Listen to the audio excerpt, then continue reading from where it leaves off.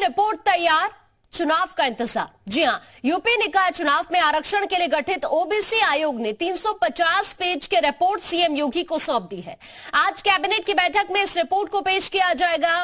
Cabinet इस report पर मंथन करेगी, जिसके बाद सर्वे रिपोर्ट के आधार पर नई आरक्षण सूची जारी की जाएगी।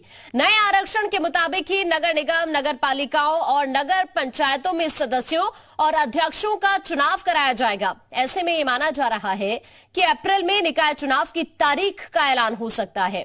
इस बड़े अपडेट के सामने आने के बाद एक बार फिर यूपी में सियासी दल शहर की लड़ाई लड़ने के लिए एक्टिव हो चुके हैं।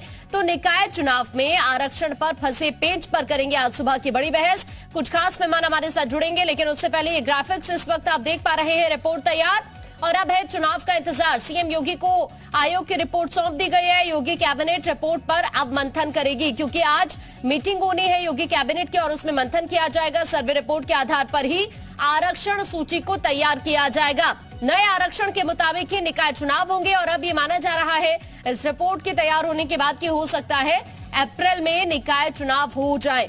ओबीसी कमेटी ने चूंकि रिपोर्ट तैयार कर ली है और अब इंतजार है अगले महीने का, जब ये माना जा रहा है कि आज जिस तरह मंथन किया जाएगा इस रिपोर्ट पर, उसके बाद हाईकोर्ट में इसे पेश किया जाएगा और फिर ये माना जा रहा है कि उसके बाद निकाय चुनाव अगले महीने संभव हो सकते हैं।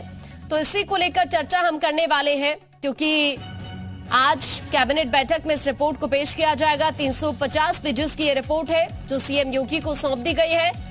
ओबीसी आयोग की तरफ से जो ओबीसी आयोग का गठन किया गया था और सभी पहलुओं को ध्यान में रखते हुए सभी 75 जिलों का दौरा करने के बाद यह रिपोर्ट तैयार की गई है। इस वक्त हमारे सहयोगी अजीत हमारे साथ जुड़ रहे हैं। अजीत का रुख कर लेते हैं सीधा। अजीत, क्योंकि सभी को इंतजार था इस रिपोर्ट का और अब ये रिपोर्ट भी जब तैयार कर ली गई है, आज योगी कैबिनेट में इसे पेश किया जाएगा, मंथन होगा और उसके बाद कोर्ट में पेश किया जाएगा।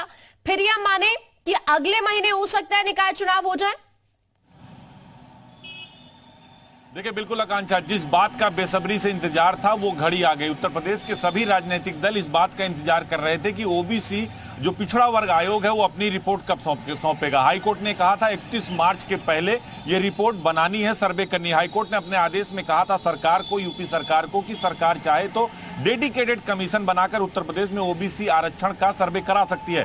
सरकार फौरन ओबीसी आयोग का गठन किया। राम अवतार सिंह जो बिजनौर के रहने वाले हैं, रिटायर्ड जस्टिस हैं, उनको आयोग का अध्यक्ष बनाया गया। सभी 75 जिलों का सर्वे करने के बाद कल देर शाम मुख्यमंत्री को ये रिपोर्ट सौंप दी गई। जब रिपोर्ट सौंपी गई तो नगर विकास मंत्री जो है AK शर्मा, उनके साथ चीफ सेक्रेटरी दुर्गा शंकर मिश्रा और आयोग के सभी 5 सदस्य मौजूद थे। अब देखिए, आज 11 बजे यानी अब से थोड़ी देर बाद, ठीक 1 घंटे बाद योगी आदित्यनाथ की अध्यक्षता में लोक भवन में कैबिनेट बैठक होगी, जिस कैबिनेट बैठक में 350 पन्ने यानी 350 पन्ने की ये ओबीसी आयोग की जो सर्वे रिपोर्ट है उसको कैबिनेट में पेश किया जाएगा, यानी विधिक तौर पर उसे पारित कर दिया जाएगा। कैबिनेट की मोहर लगेगी। इसके बाद इसकी एक कॉपी उच्च न्यायालय लखनऊ खंडपीठ को चली जाएगी, जहां पर इसकी पूरे मामले की सुनवाई हुई थी, क्योंकि हाईकोर्ट के आदेश पर पूरा सर्वे हुआ। और अब इसके 15 दिन के अंदर आकांक्षा उत्तर प्रदेश में अधिसूचना जारी हो जाएगी। उत्तर प्रदेश राज्य निर्वाचन आयोग उत्तर प्रदेश में शहर की सरकार यानी निकाय चुनाव की तारीखों का ऐलान कर देगा।